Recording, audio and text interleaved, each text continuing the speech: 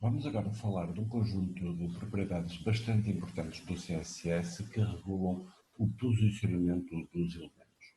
Nós começamos a ver que os elementos podem flutuar a partir da sua dimensão normal e podemos controlar esse posicionamento determinando quer a sua posição, as suas coordenadas, quer as suas dimensões. Existem propriedades que vão influenciar esse posicionamento, que são a propriedade de classificação. Veremos também qual é o efeito das coordenadas nos vários referenciais e vamos também falar sobre a posição de elementos e o que acontece quando se transforma o conteúdo. No final falarei ainda também sobre novas propriedades para controle introduzidas com o Flutter. Começando então pelo mais simples, pelo que acontece com os elementos flutuantes. Os elementos flutuantes simplesmente, como o nome sugere, flutuam e podemos imaginar como está para um balão a flutuar ao sabor da brisa. É? E eles podem ser usados para diferentes tipos de elementos, como por exemplo imagens e tabelas, e nós vamos ver que uma maneira fácil de os usar para posicionar conteúdo é pensar neles como colunas e usar esses elementos para posicionar segundo essa orientação e usar também folgas para controlar a forma como eles fazem essa flutuação. Começamos então por ver esta ideia de lados da flutuação. Não é? Portanto, como eu indiquei, antes os elementos flutuantes foram pensados sobretudo para imagens e tabelas, não é? Que muitas vezes são colocadas de um dos lados relativamente ao texto. Vamos a ver aqui duas situações em que eu tenho uma div que é colocada ou à esquerda, flutuando à esquerda, ou à direita relativamente ao texto. E notem como o texto circunda essa div. Não é? Portanto, essa div, que tipicamente ou inicialmente foi pensada para ser, lá está, uma tabela ou uma imagem, não é? Não se sobrepõe ao texto e o texto é que se adequa então a esse conteúdo. Vemos agora aqui como é que eu posso usar divs numa perspectiva de colunas flutuantes. Portanto, imaginem então que eu tenho aqui um conjunto de divs, as divs têm que ter uma determinada dimensão e digo que a primeira, a que tem como conteúdo 1, fica à esquerda, a segunda também fica à esquerda e a terceira também fica à esquerda. Portanto, apesar de serem divs e normalmente quebrarem a formatação, como elas estão a flutuar, elas vão sendo arrastadas como por uma brisa e vão todas alinhando à esquerda. Claro que eu poderia fazer isto ao contrário, não é? Portanto, poderia dizer que iria para a direita, número 1, e reparem que ela fica mais à direita, número 2 continua na mesma direção, fica mais à direita, mas não sobrepõe à que já lá está. E a terceira, aqui eu disse não que ela ficaria à direita, a linha de aqui, mas que ficaria à esquerda, não é? Portanto, eu posso, na mesma, ter divs com flutuações distintas na mesma linha. Posso misturar. O que eu estou a chamar aqui de folgas é esta ideia de que existe uma propriedade clear, não é? Que me permite fazer com que eu controle a relação entre uma div e outras divs que não estão a flutuar. Portanto, primeiro, como referência, vejamos este exemplo aqui. Eu estou a dizer que os primeiros dois flutuam à esquerda e o terceiro não flutua. Ao não flutuar, ele é posicionado como habitualmente, é posicionado mais à esquerda e, portanto, vai se sobrepor. Não é? Neste caso aqui, eu estou a dizer na terceira div que ela tem que manter uma folga, não é? Tem este clearance dos dois lados. Não é? Portanto, ela não pode sobrepor nem à esquerda nem à direita. Eu posso eventualmente controlar isso dizendo que quer apenas que ele mantenha o espaço livre à esquerda ou à direita, mas que já os dois eu garanto que não há sobreposição.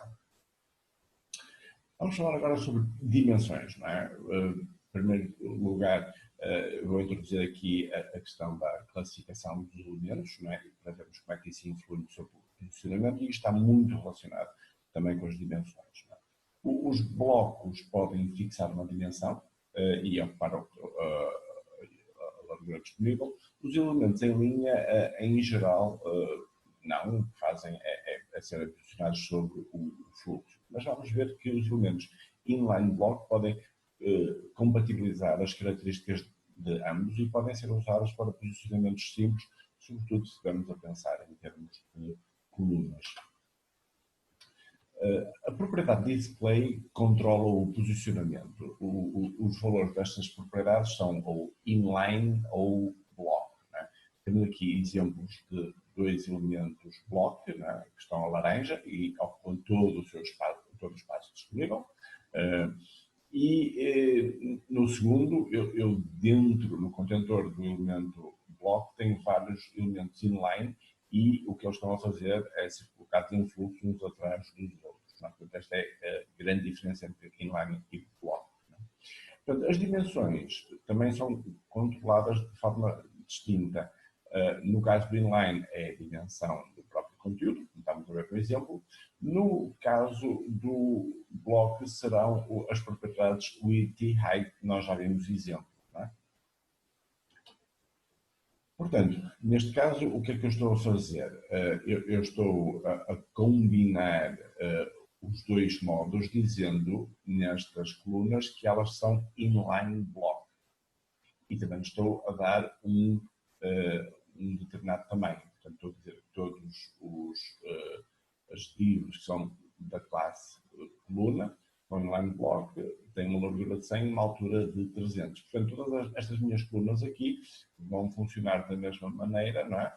E sendo inline block, elas vão ficar alinhadas umas após as outras. Reparem que aqui não precisei de usar a flutuação. Porquê? Porque como elas são block, elas podem ter um tamanho, uma largura e altura, mas como são inline, não estão a ocupar todo o espaço, não estão a introduzir uma quebra. Portanto, elas podem ser alinhadas umas atrás das outras e isso permite então criar este efeito de coluna que eu referi anteriormente.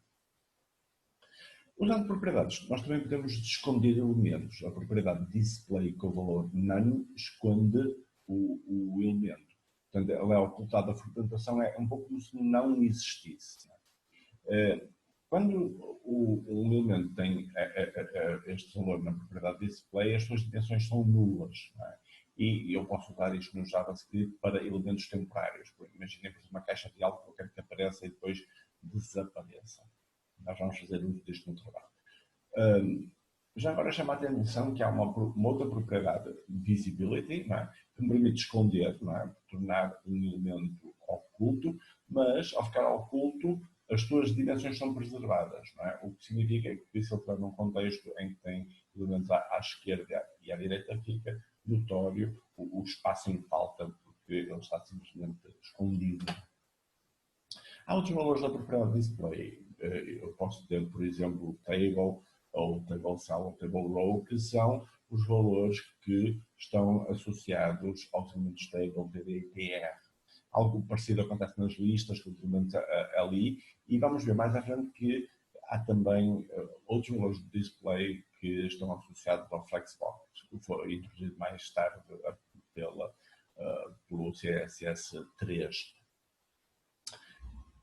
Vamos ver agora coordenadas. Neste caso aqui, nós estamos a ver diferentes situações em que eu estou a usar as propriedades top, bottom, left e right, que indicam a distância até ao topo, até ao lado esquerdo, até ao lado direito e até ao fundo, né, consoante o nome. Estas coordenadas são usadas para o posicionamento. Claro que isto vai depender de um referencial, não é? O referencial é uma caixa que vai ser usada como ponto de referência para fazer o posicionamento usando aquelas coordenadas. Esta ideia de referencial vai mudar em função da propriedade position. Vamos ver então diferentes situações. A mais clássica é o posicionamento estático. Se eu disser position static, que já agora é o valor da omissão, o que significa que todos os elementos vão ser colocados como normalmente, não é? Usando o fluxo, portanto, da esquerda para a direita, de cima para baixo, como estamos habituados a vê-los nas páginas HTML. Se eu quiser mais controle, posso usar o posicionamento relativo. E nós já vimos exemplos de posicionamento relativo. O posicionamento relativo é relativo ao sítio em que o elemento ficaria no posicionamento estático. Não é? Portanto, neste caso aqui, eu estou a dizer que a caixa anterior vai ter um posicionamento relativo no topo menos 30, o que significa que sobe relativamente à posição que ela teria, e à esquerda 30, o que significa que vai para a direita. Obviamente, se eu fizesse menos 30, ela iria para a esquerda. Não é? E notem também, já agora, que eu poderia usar, em vez do top left, o bottom, não é? E o right, e teria efeitos semelhantes, mas agora relativamente a esses outros lados. Nós já vemos isto acontecer com o sub e com o sub, não é? Que são exemplos que, nativamente no HTML, usam posicionamento relativo.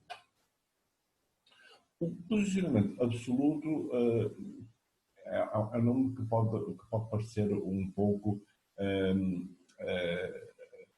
ambíguo, porque ele não é inteiramente absoluto. Na realidade, de algum modo, ele também é relativo, não é? Mas é relativo a um outro elemento, a um determinado progenitor. No limite, será um progenitor topo, não é? Mas terá de ter pelo menos um elemento que tenha sido previamente posicionado que lhe sirva de referência. O que é então um elemento posicionado? Posicionado quer dizer que a sua posição não foi determinada estaticamente. Ou seja, anteriormente alguém indicou que a sua posição seria relativa, absoluta ou fixa. Portanto, será esse o que é não estático. O que muitas vezes se faz é usar um elemento que se quer que seja o referencial e dar-lhe um posicionamento relativo. É?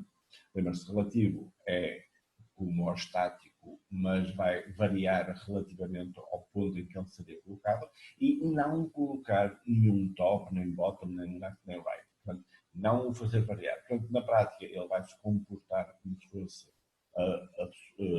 estático, mas vai ficar marcado como não estático. Não é? Portanto, a partir dali, esse vai então funcionar como referencial. Já agora, notem que no meu exemplo eu estou a pôr como bottom right, o que significa que então este elemento que eu estou a posicionar vai ficar aqui no bottom right deste laranja, que é aquele que eu defini como relativo. Portanto, este elemento de laranja vai funcionar como uma espécie de viewport, como o referencial. E notem também que o espaço que estava ocupado deixou de existir, é? Ao contrário do que aconteceu no posicionamento relativo. Portanto, o elemento que vinha a seguir ocupou o espaço, ficou livre a partir do momento em que eu movi este div. O fixo, o referencial é a própria janela do navegador. Não é? Portanto, aqui, se eu disser que a posição é fixa e é o top 0, right 0, ele vai ficar no canto superior direito. Não é? Portanto, o meu viewport aqui é precisamente a janela do navegador. O sticky é uma situação que combina duas outras, o relative e o fixed, e portanto, é útil em situações em que eu tenho scroll, não é? Porque ele vai alternar a sua situação em função da navegação. Imaginem neste caso que eu digo que ela é sticky e que tem uma posição top 10, right 10, não é? Portanto, ele vai se mover aqui ligeiramente relativamente à posição que teria. Portanto, se eu movo, ele move-se com o resto. A partir de uma certa posição, ele vai ficar sticky nestas posições 10-10. Portanto, ele nunca sai dos 10, não é? Claro que se eu movo, ele move-se com o resto, mas nunca deixa de ficar visível. Eu posso também ter sobreposição, portanto, posso ter várias divs e essas divs podem se sobrepor e nós podemos imaginar como se elas estivessem sobre uma mica transparente e as várias micas estão sobrepostas uma sobre a outra. O Z-index controla a ordem dessas micas, não é? Portanto, a 1 fica mais em baixo, a 2 fica por cima e assim sucessivamente. É a ordem pela qual elas vão sendo empilhadas. Notem também que isto não funciona se os elementos tiverem sido colocados com posicionamento estático. Aliás, nem faria muito sentido porque no posicionamento estático eles não se sobrepõem. Portanto, elas têm de ser colocados com outro tipo de posicionamento que não estático. Não é? Basta, por exemplo, serem relativo e não lhes dar nenhumas coordenadas. Mas, supondo que então há algum tipo de sobreposição, esta é a ordem pela qual eles vão aparecer. Também posso controlar o transbordar do conteúdo dos elementos. Não é? O que é que acontece quando excede o conteúdo excede as dimensões da janela? Não é? Se eu disser que ele fica visível, então o conteúdo, neste caso texto, não é? Fica visível, não é? Mesmo para lá das dimensões. Se eu disser que fica escondido, hidden, não é? E ele é truncado, portanto isto é como se fosse mesmo uma janela que apenas permite ver o que está disponível do conteúdo da janela. Se eu disser scroll, eu posso navegar para ver o resto do conteúdo. Há ainda um auto que me permite alternar entre este e este, portanto, se tudo está visível e não é necessário scroll, as barras nem sequer aparecem. Se forem necessárias, elas aparecem, não é? Mas, portanto, o espaço das scroll bars é poupado se não for estritamente necessário. Vamos ver agora como é que eu posso centrar apenas com estas propriedades. As propriedades que eu introduzi até agora são as que estão disponíveis até ao CSS 2. Vamos ver em particular como é que eu posso centrar texto e elementos e centrar na horizontal e na vertical. Centrar primeiro o texto. Neste caso, eu quero centrar um texto, imaginem que eu quero fazer um botão, este meu botão com cantos arredondados, e eu quero que o texto fique no meio. Como é que eu consigo fazer isso?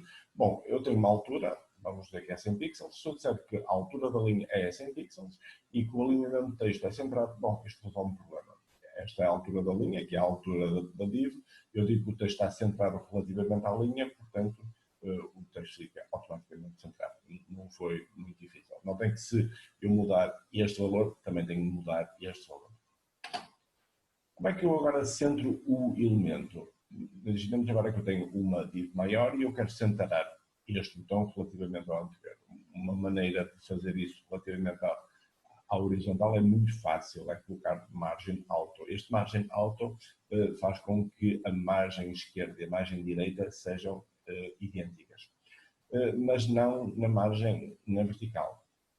O que eu estou aqui a resolver o problema é usando então este posicionamento relativo e fazendo com que o topo fique a 50%.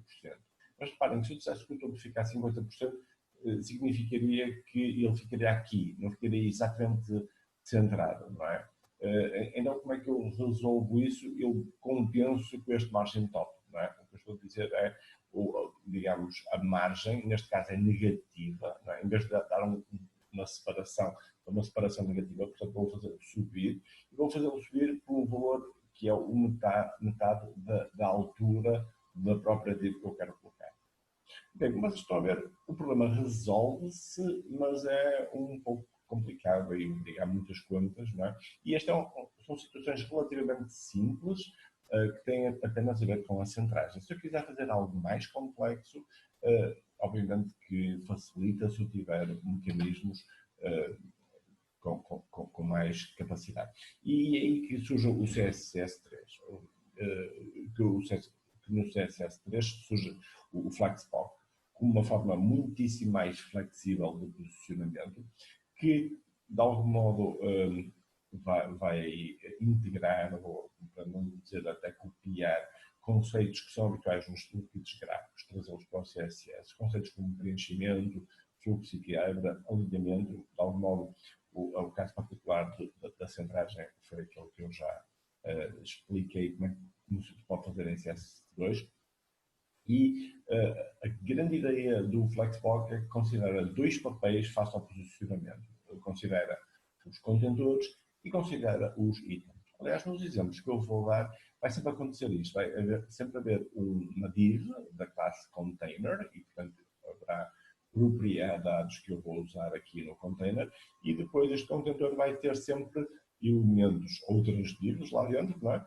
E que serão os seus itens. E, portanto, eu vou também mostrar-vos que tipo de propriedades é que eu posso pôr nesta classe item. Eu estou a usar estas classes container item de maneiras simples de, então, formatar ou associar propriedades a estes dois papéis. E vou também usar sempre este conteúdo 1, 2, 3 nas várias divs internas, não é? Para notarmos melhor o efeito das propriedades, sem ter de estar a repetir sempre esta formatação. Ok, então, começando pela minha classe container e, portanto, analisando as propriedades específicas para contentores. Há uma série delas, não é? Display, factor action, etc. Vamos ver em detalhe. E notem que muitas vezes elas vão ter o prefixo flex, porque já existia aquela propriedade, e então o prefixo flex desambigua que esta é uma propriedade semelhante a uma já existente, mas no contexto do Flexbox. Vamos começar então pelo display. Nós já falamos de display antes, não é? E aqui o que é importante notar é que há um novo valor para o flex, para o display, que é flex, portanto, para lá dos clássicos, não é? Do inline e do block, e até do inline block. Agora passo a também poder ter o flex. Não é? O flex, na realidade, vai funcionar como um bloco. Não é? Portanto, o contentor flex é ele próprio um bloco, semelhante a uma div. E se eu quiser que usar na mesma flex, mas que quiser que o contentor funcione como um span, aí portanto, seria um parecido ao inline, existe um flex inline. A partir do momento em que o meu contentor é ou que um elemento é um contentor, portanto tem display flex, todos os seus descendentes ou os seus filhos vão ser automaticamente, ou descendentes diretos, não é? Vão ser itens. Não é? Portanto, eu vou começar então no meu container, que já vimos que terá que ter aquela propriedade de display. Além disso, vou-lhe dar um flex direction. Portanto, este no flex direction eu estou a dizer que é row reverse. Não é? Se fosse row, por omissão, era aquilo que tínhamos antes, não é? Iria-me aparecer da esquerda para a direita. Se eu fizer row reverse, são na mesma em linha, mas na ordem inversa. Se em vez de linha quiser coluna, não é? Eu agora vou ter alinhados numa coluna e poder ser column reverse também. Portanto, notem que há aqui uma noção de orientação, não é? Eu estou, por omissão, será em linha, eu posso fazer que seja em coluna, mas posso inclusive inverter essa direção. Posso também introduzir quebras, não é? Por omissão, o que eu tenho é o no wrap, é a situação que está aqui. Quando os elementos ficam da esquerda para a direita e não partem a linha. Notem que, na realidade, eles encolheram um bocadinho para caberem todos na mesma linha. Não é? Mas se eu disser que é wrap, então o espaço, quando não for suficiente para as dimensões que eles têm, há uma quebra, não é? E o elemento passa para a linha seguinte. Eu posso fazer wrap reverse para dizer que, em vez de ir para a linha seguinte, vai para a linha anterior. Então, isto também depende da direção. Eu posso então também definir aqui as duas numa única.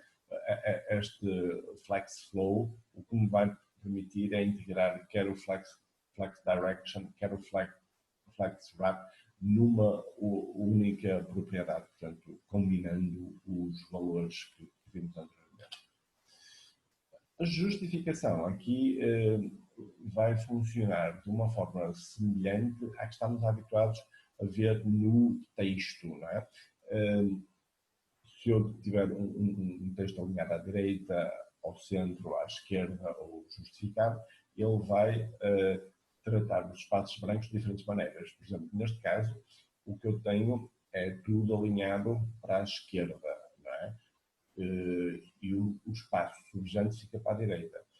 Aqui no end acontece ao contrário, fica à direita e fica o espaço subjante à esquerda. Se eu fizer center, os elementos ficam centrados e o espaço subjante é repartido pelas extremidades. Se eu disser que quero antes space between, este espaço vai ser distribuído entre os elementos que foram posicionados.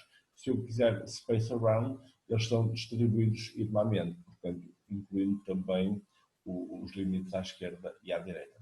Provavelmente vocês notaram que os nomes não são esquerda e direita, são start e end. E isto é significativo porque há aqui um fluxo. Nós já vimos que tanto pode ser na linha como na coluna, portanto, o start numa coluna seria ao topo, o start numa linha seria à esquerda e mesmo para o end. Agora estamos a ver aqui o alinhamento dos itens segundo esse mesmo eixo. Portanto, aqui o meu eixo é este eixo aqui e o que eu estou a fazer é esticar para ocupar o espaço remanescente na direção perpendicular. Não é? Estão a ver? Estes elementos enchem o espaço disponível. Neste caso, eles não enchem, mas alinham acima o start ou o end, é? Segundo então esse eixo. Aqui eles estão centrados e o baseline é parecido, mas tendo em conta o baseline do texto. Neste caso, é o alinhamento do próprio conteúdo, mas as ideias são muito semelhantes. Não? O que eu estou aqui é a esticar então o conteúdo e eu colocá-lo mais acima, ou esticá-lo, ou colocá-lo mais acima, mais abaixo, centrado, ou distribuindo o espaço. Portanto, há aqui uma semelhança, mas também uma diferença relativamente àquilo que nós vimos há bocado face às próprias estilos. Portanto, isto relativamente aos contentores. Agora vamos falar dos itens, não é? Que estão dentro desses valores e vamos ver, em primeiro lugar, que, tal como acontecia do contentor, muitas propriedades têm prefixo flex quando se poderiam confundir com outras já existentes. Portanto, o cenário é o mesmo e agora vamos começar por ver que os itens podem ou não crescer. Neste exemplo base, eu não uso o flex grow, o que significa que todos eles têm o seu tamanho natural. Neste caso, eles estão a ter o tamanho dado pelo seu conteúdo. Se eu usar um flex grow de 1, não é? Aquilo que eu vou ter é um crescimento igual para todos eles. Não é? No caso 0, é este, não tem nenhum crescimento. Se eu tiver valores diferenciados, eles vão crescer tanto mais quanto o valor do flex grow. Portanto, o flex grow 2 vai crescer o dobro do flex grow 1 e o 3, o triplo do flex grow 1. Eu posso dar um valor base, não é? O meu flex base for 10, 20 ou 30 pontos, os divs vão ter tamanhos diferentes consoante o caso. Claro que isso vai afetar o FlexGrow, não é? Portanto, se eles forem todos iguais, eles vão aumentar de forma muito semelhante, embora haja uma ligeira diferença consoante aquele que tem um flex basis maior ou menor. Mas se eu der valores muito diferentes, claro que o que tem o flex grow maior vai crescer muito mais que os restantes. Mas notem que o efeito do flex grow é mais importante do que o flex basis, não é? Portanto, se eu aqui puser 3 no primeiro, não é? No fundo, obtenho um tamanho muito grande também, não é? Independentemente do valor base. Estes flex bases e grow têm prioridade sobre o width e o height, obviamente isto depende da direção que nós estivermos a considerar. O que se diz para o crescimento diz para o contrário, não é? Para o encolhimento. Não é? Neste caso aqui eu tenho valores com este flex base de 100, 200 e 300. O caso base, eles vão se ajustar para ocuparem o espaço disponível, o que na prática quer dizer que muitas vezes terão que encolher. Se eu disser que o encolhimento é zero, então eles poderão transbordar. Se eu disser que é 1, 2 e 3, não é? Eles vão encolher, mas de maneiras distintas, não é? Portanto, aqui o 3 encolheu mais, apesar de ter sido maior, não é? Se eu fizer ao contrário, não é? Portanto, posso variar esse fator de encolhimento. Não é? O encolhimento base é o 1, não é? Que é a omissão, que é manter os valores que tem. A propriedade flex vai reunir as várias propriedades grow, shrink e basis que foram referidas anteriormente. Esses valores vão vir numa determinada ordem, não é? E nesta ordem, e por omissão, o valor é 0, 1 e auto. Eu não tenho de atribuir todos os valores. No meu exemplo, eu coloquei apenas 1, não é? Apenas o grow, e portanto tem um efeito semelhante àquele que vimos no grow anteriormente. Aqui estamos a ver exemplos em que eu estou a pôr diferentes valores para controlar de diferentes formas.